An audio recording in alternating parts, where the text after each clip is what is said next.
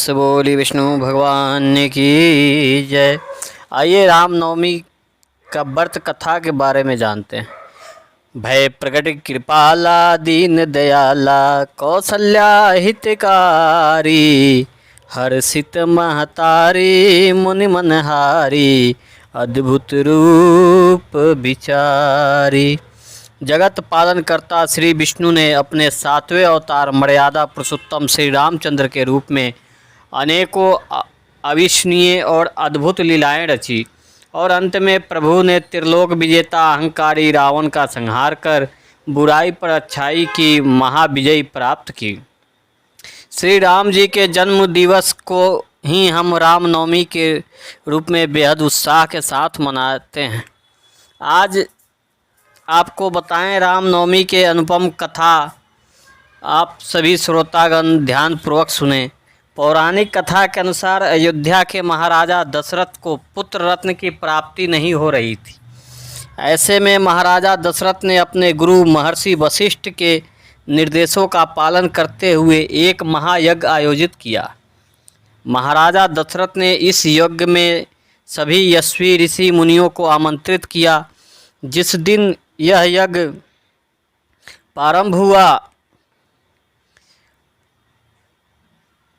शुभारंभ हुआ था, उस दिन गुरु वशिष्ठ के साथ महाराजा दशरथ के मित्र अंग प्रदेश के अधिपति ऋग और ऋषि और अन्य आगंतुक भी यज्ञ मंडप पर आए। यज्ञ के समापन के बाद महाराजा दशरथ ने सभी ऋषियों और पंडितों को दक्षिणा स्वरूप धन दान का दान कर विदा किया। यज्ञ से प्राप्त प्रसाद लेकर राजा दशरथ पुनः अपने महल में लौट आए और प्रसाद अपनी तीनों रानियों के बीच वितरित किया। तत्पश्चात यज्ञ के पुण्य फल से तीनों रानियों ने गर्भ धारण किया।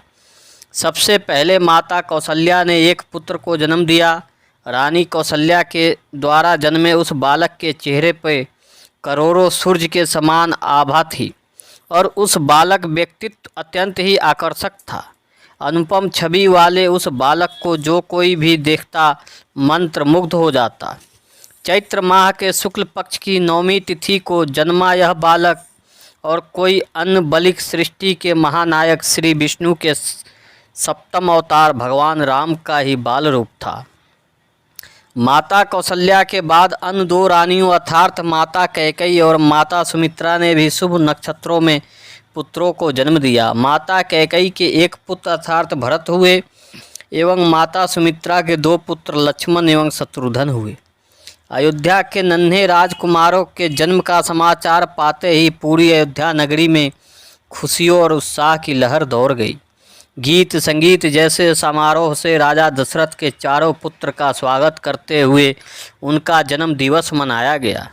वही देवताओं ने भी इस उत्सव में भाग लेते हुए इन नन्हे राजकुमार को नमन किया और आकाश से अनगिनत पुष्पों की वर्षा कर उनका स्वागत करते हुए अपनी प्रसन्नता जताई। शीघ्र ही चारों पुत्रों का नामकरण संस्कार महर्षि वशिष्ठ के द्वारा किया गया तथा उनके नाम रामचंद्र, भरत, लक्ष्मण और शत्रुघ्न रखे गए।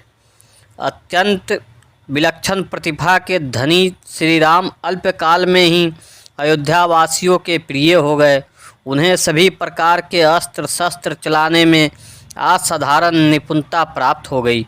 वे निरंतर माता पिता और गुरुजनों की सेवा में लगे रहते थे। श्री विष्णु के 7वें महाअवतार के रूप में जन्मे श्री राम ने अपने जीवन काल में अनेकों महान और धर्मपरायण कार्य किए। चाहे सीता स्वयंवर में धनुष तोड़ना हो या महाबली बाली का वध कर सुग्रीव की सहायता करना हो, विवाह के पश्चात मर्यादा पुरुषोत्तम श्री राम अपने पिता की आज्ञा का पालन करते हुए पत्नी सीता और अनुज लक्ष्मण समेत वनवास स्वीकार किया। जहां माता सीता की दुराचारी रावण से रक्षा करते हुए प्रभु ने अत्याचारी रावण का संहार किया। ये वही राम हैं जो स्वयं जगत के पालनहार हैं और दुर्लभ शक्तियों के स्वामी हैं, किंतु उन्होंने एक समान मनुष्य जीवन का यह अद्भुत उदाहरण प्रस्तुत किया। युगों युगों के बाद भी श्री रामचंद्र के आदर्श व्यक्तित्व, धैर्य, निष्ठा, त्याग एवं पराक्रम को श्रद्धा और सम्मान देते हुए रामनवमी के दिन उनका जन्म उत्सव मनाया जाता है। राम भक्त अन्यथा आस्था के साथ अपने आराध्य श्री राम का अवतरण दिवस मनाते हैं। प्रेम से बोली विष्णु भगवान की जय।